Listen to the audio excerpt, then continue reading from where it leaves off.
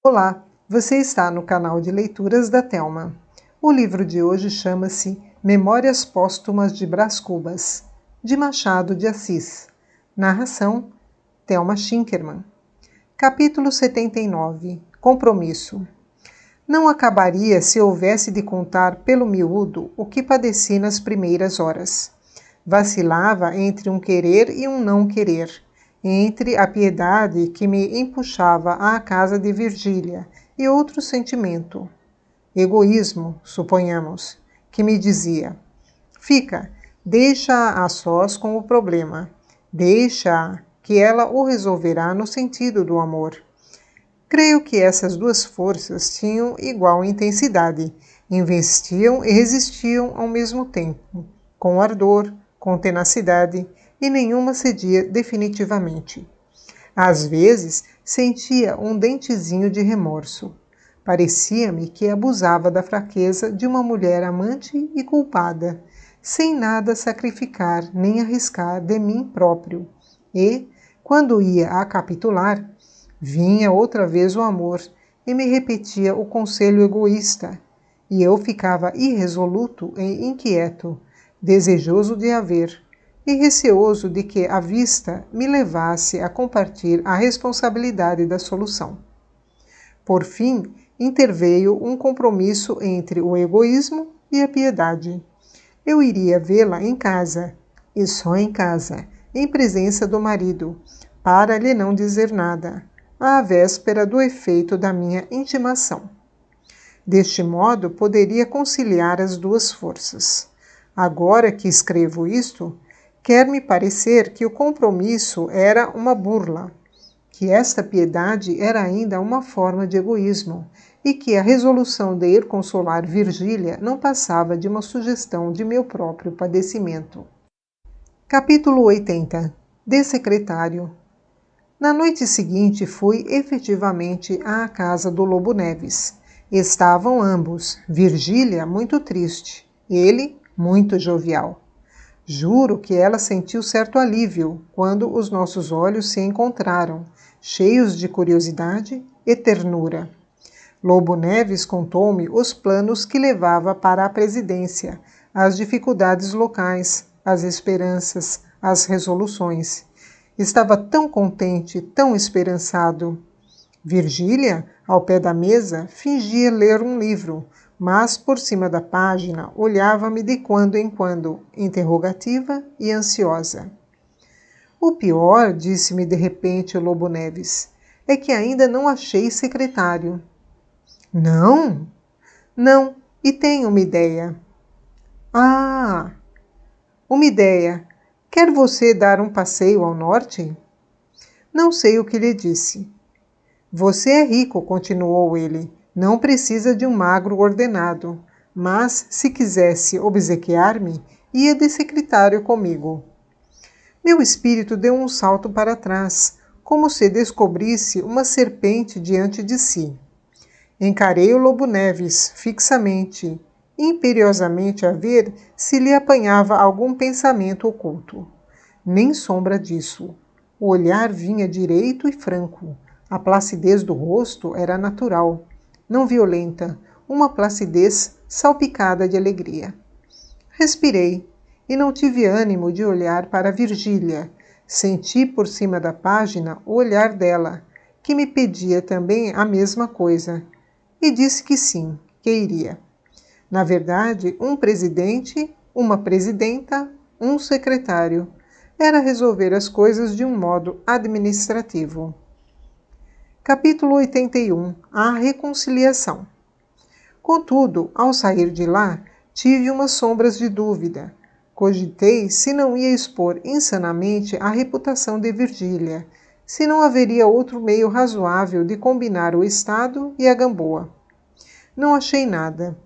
No dia seguinte, ao levantar-me da cama, trazia o espírito feito e resoluto a aceitar a nomeação.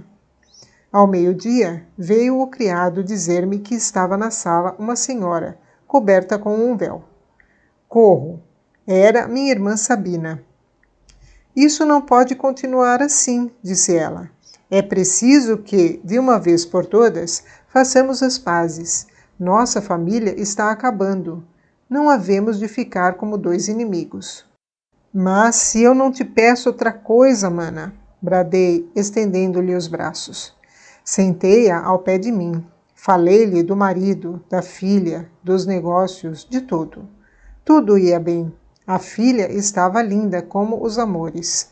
O marido viria mostrar-me se eu consentisse. Ora essa, irei eu mesmo vê-la. Sim? Palavra. Tanto melhor, respirou Sabina. É tempo de acabar com isto. Achei-a mais gorda e talvez mais moça. Parecia ter 20 anos e contava mais de 30. Graciosa, afável, nenhum acanhamento, nenhum ressentimento. Olhávamos um para o outro, com as mãos seguras, falando de tudo e de nada, como dois namorados. Era a minha infância que ressurgia, fresca, travessa e loura. Os anos iam caindo como as fileiras de cartas de jogar encurvadas, com que eu brincava em pequeno, e deixavam-me ver a nossa casa, a nossa família, as nossas festas. Suportei a recordação com algum esforço, mas um barbeiro da vizinhança lembrou-se de zangarrear na clássica rabeca, e essa voz, porque até então a recordação era muda. Essa voz do passado, fanhosa e saudosa, a tal ponto me comoveu que... Os olhos dela estavam secos. Sabina não herdara a flor amarela e mórbida. Que importa? Era minha irmã, meu sangue, um pedaço de minha mãe, e eu disse-lhe com ternura, com sinceridade. Súbito, ouço bater à porta da sala. Vou abrir. Era um anjinho de 5 anos. Entra, Sara, disse Sabina. Era minha sobrinha. Apanhei-a do chão, beijei-a muitas vezes. A pequena, espantada, empurrava-me o ombro com a mãozinha, quebrando o corpo para descer. Nisto, apareceu-me à porta um chapéu, e logo um homem, o Cotrim, nada menos que o Cotrim. Eu estava tão comovido que deixei a filha e lancei-me aos braços do pai. Talvez essa efusão o desconcertou um pouco, exceto que me pareceu acanhado. Simples prólogo. Daí a pouco falávamos como bons amigos velhos. Nenhuma alusão ao passado, muitos planos de futuro, promessa de jantarmos em casa um do outro. Não deixei de dizer que essa troca de jantares podia ser que tivesse uma curta interrupção, porque eu andava com ideias de uma viagem ao norte. Sabina olhou para o Cotrim para Sabina. Ambos concordaram que essas ideias não tinham senso comum. Que diacho podia eu achar no norte? Pois não era na corte, em plena corte, que devia continuar a luzir, a meter num chinelo os rapazes do tempo? Que, na verdade, nenhum havia que se me comparasse. Ele, Cotrim, acompanhava-me de longe, e não obstante uma briga ridícula, teve sempre interesse, orgulho, vaidade nos meus triunfos. Ouvia o que se dizia a meu respeito, nas ruas e nas salas. Era um concerto de louvores e admirações. E deixa-se isso para ir passar alguns meses na província sem necessidade, sem motivo sério? A menos que não fosse política. Justamente política, disse eu. Nem assim, replicou ele daí a um instante. E depois de outro silêncio, seja como for, venha jantar hoje conosco. Certamente que vou, mas amanhã ou depois hão de vir jantar comigo. Não sei, objetou Sabina. Casa de homem solteiro. Você precisa casar, mano. Também eu quero uma sobrinha, ouviu? Cotrim reprimiu-a com um gesto que não entendi bem. Não importa, a reconciliação de uma família vale bem um gesto enigmático. Capítulo 82. Questão de botânica. Digam o que quiserem dizer os hipocondríacos. A vida é uma coisa doce. Foi o que eu pensei comigo ao ver Sabina, o marido e a filha descerem de tropel as escadas, dizendo muitas palavras afetuosas para cima, onde eu ficava, no patamar, a dizer-lhes outras tantas para baixo. Continuei a pensar que, na verdade, Era feliz. Amava-me uma mulher. Tinha a confiança do marido. Ia por secretário de ambos. Reconciliava-me com os meus. Que podia desejar mais em 24 horas? No mesmo dia, tratando de aparelhar os ânimos, comecei a espalhar que talvez fosse para o norte como secretário de província, a fim de realizar certos desígnios políticos que me eram pessoais. Disse-o na Rua do Ouvidor, repeti-o no dia seguinte, no Parrot e no teatro. Alguns, ligando a minha nomeação a Ade Lobo Neves, que já andava em boatos, sorriam maliciosamente. Outros batiam-me no ombro. No teatro, disse-me uma senhora que era levar muito longe o amor da escultura. Referia-se às belas formas de Virgília. Mas a alusão mais rasgada que me fizeram foi em casa de Sabina, 3 dias depois. Fê-la um certo Garcês, velho cirurgião, pequenino, trivial e grulha, que podia chegar aos 70, aos 80, aos 90 anos, sem adquirir jamais aquela compostura austera, que é a gentileza do ancião.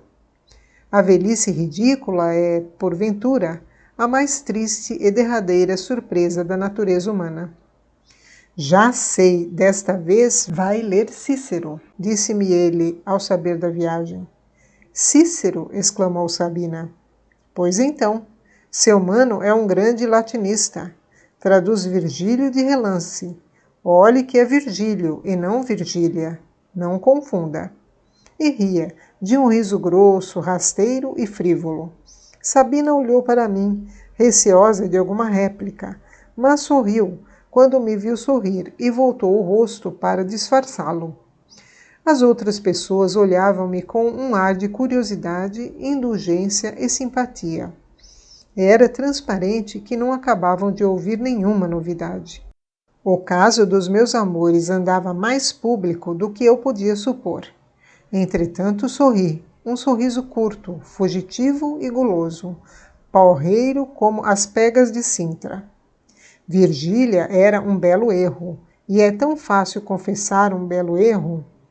Costumava ficar carrancudo, a princípio, quando ouvia alguma alusão aos nossos amores. Mas, palavra de honra, sentia cá dentro uma impressão suave e lisonjeira. Uma vez, porém, aconteceu-me sorrir, e continuei a fazê-lo das outras vezes. Não sei se há aí alguém que explique o fenômeno. Eu explico-o assim. A princípio, o contentamento, sendo interior, era, por assim dizer, o mesmo sorriso, mas abotoado. Andando o tempo, desabotoou-se em flor e apareceu aos olhos do próximo. Simples questão de botânica.